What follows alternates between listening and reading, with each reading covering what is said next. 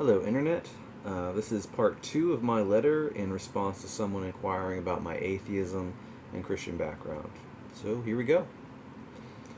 I don't trust human feelings in and of themselves because, as anyone knows, when the topic isn't religion or other comparable human wishful thinking, human feelings can and definitely are so often invested in the wrong things and are unreliable truth tellers. I don't trust human religions for much the same reason. Every divine authority justified by faith is ultimately just saying, you're a human, so trust us without explanation. And unfortunately, that justifies pretty much anything from any religion. Allah, liberal Jesus, and every Hindu god can be equally unquestionable with such excuses. Yet humans have to sort reality somehow, as impartially as they can. What else could we possibly do? I don't trust claims about people having witnessed miracles of some sort that they can't explain, because, to be fair, there are all sorts of claims based on this type of evidence on a variety of extraordinary topics. For example, and there are many bizarre ones beyond this, people claim to have been abducted by aliens. They claim to be able to remember past lives. They claim to have seen dead relatives, justifying something like ancestor worship. They claim to have seen a god of one sort or another, justifying entirely different religious systems, both current and extinct. The ancients reported claims of seeing Greek and Roman gods. Do those gods exist? Who do I believe when it comes to someone's certainty along these lines? Who do you believe? What should we make of all this? If we got all these kinds of people in one room and had them try to convince each other, who ought to come out on top? Can they all believe each other? If one story is just a bit more compelling than another, does that necessarily make it true? Will anyone be particularly satisfied if someone else declares their story is true as is and then seeks to explain away contrary experiences as either cases of mistaken identity or as the deliberate deceptions of malicious, unseen conspiratorial forces of one flavor or another? It just seems flaky to me to simply believe the claims that confirm the religion one prefers and to dismiss everyone else as the ones who are just gullible. And I find that very few people are particularly interested in thinking these things through or taking all the claims of this kind equally seriously. Are we to judge fairly or not? It's not that I know all of it is false, but it seems prudent to wait for better evidence before declaring all of it or any of it to be true. Where there is smoke, there may well be fire, but there might instead be mirrors, smoke and mirrors. Even the best, most trustworthy and reliable, educated witnesses can still be honestly mistaken. I don't even claim to know how to explain away every supernatural claim. I feel it is like going to a magic show and being able to explain how some tricks work, being a bit stumped by some of the tricks, and be generally mesmerized by at least one or two tricks that really, really seem like they must entail actual real magic to pull off.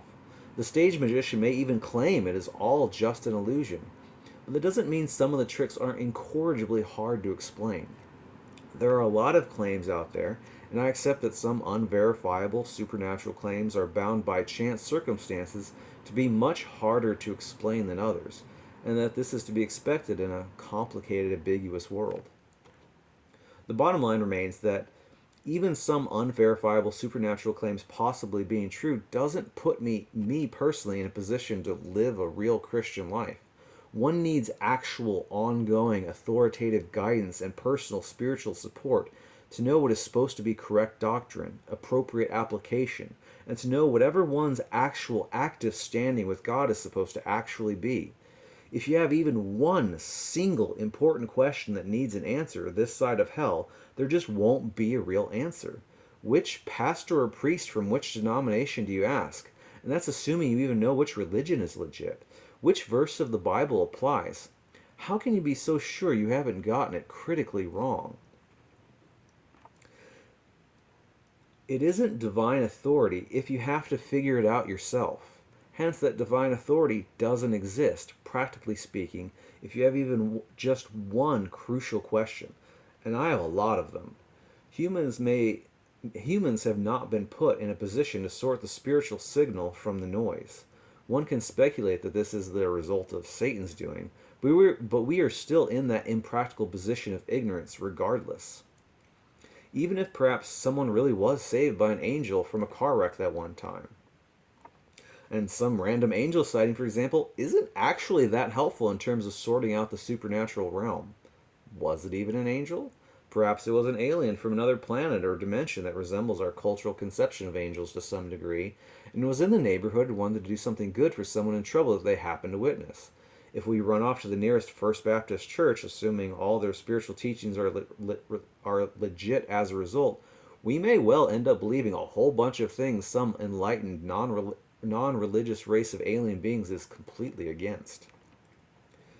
Even if we take what I would call Christian mythology seriously to some degree, what exactly would a random angel sighting get us? Confirmation of some kind of supernatural realm and angels? Okay.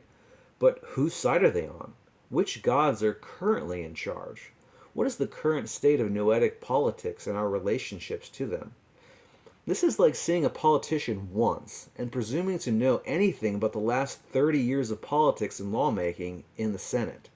It's not even a start. Are we just to take Jesus' black and white thinking for granted and assume there are just angels and demons and one God who is in charge of the good team?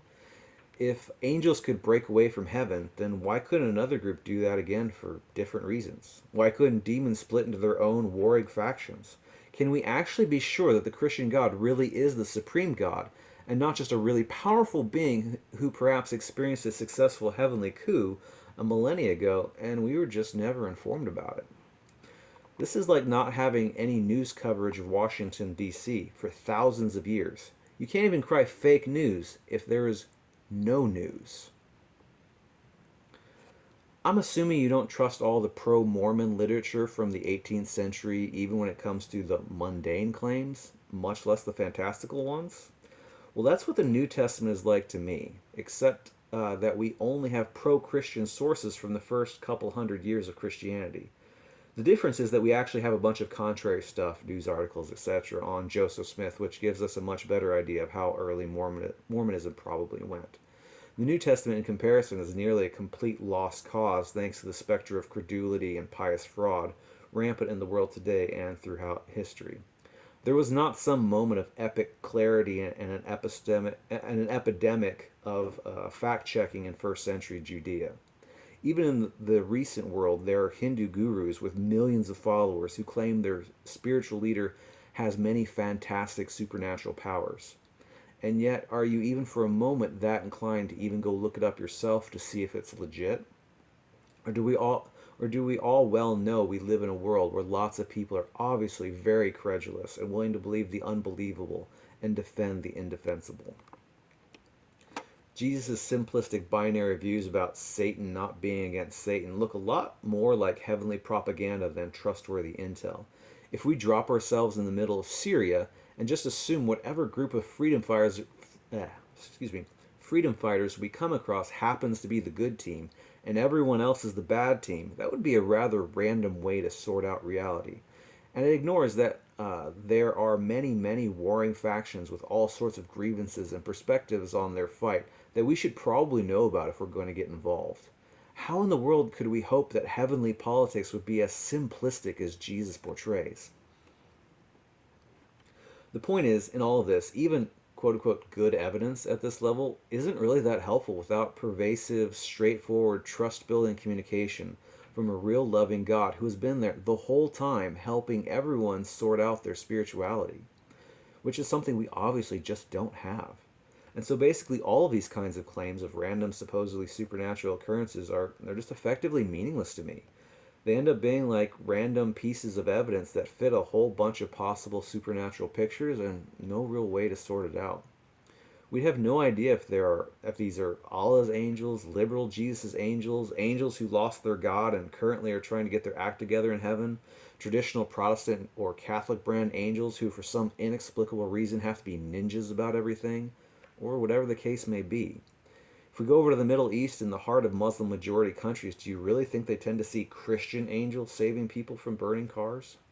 I think not. I think it is instructive to feel the mental burn of having to explain everyone else's cherished beliefs away. You aren't Muslim or Mormon or Hindu or grew up with ancient Norse or Greek mythology taught to you as truth. When you grow up in one culture and most people tend to conceptualize things in a certain way, it is easy to forget there's a circus of claims out there that have to be sorted out. Perhaps we live in a comic book universe where virtually every kind of fantastic thing is actually true. Or perhaps large populations of religion inclined humans just tend to misapprehend some of their experiences on occasion, largely in culturally dependent ways. And responsible people are forever stuck trying to sort fact from fiction when it comes to extraordinary claims that can't be independently verified. So that's a lot to take in. I'm not trying to be contentious or start any debates, but hopefully this gives you an idea of where I personally am coming from on these issues. If you have any questions about my opinions here, I'd be happy to answer them.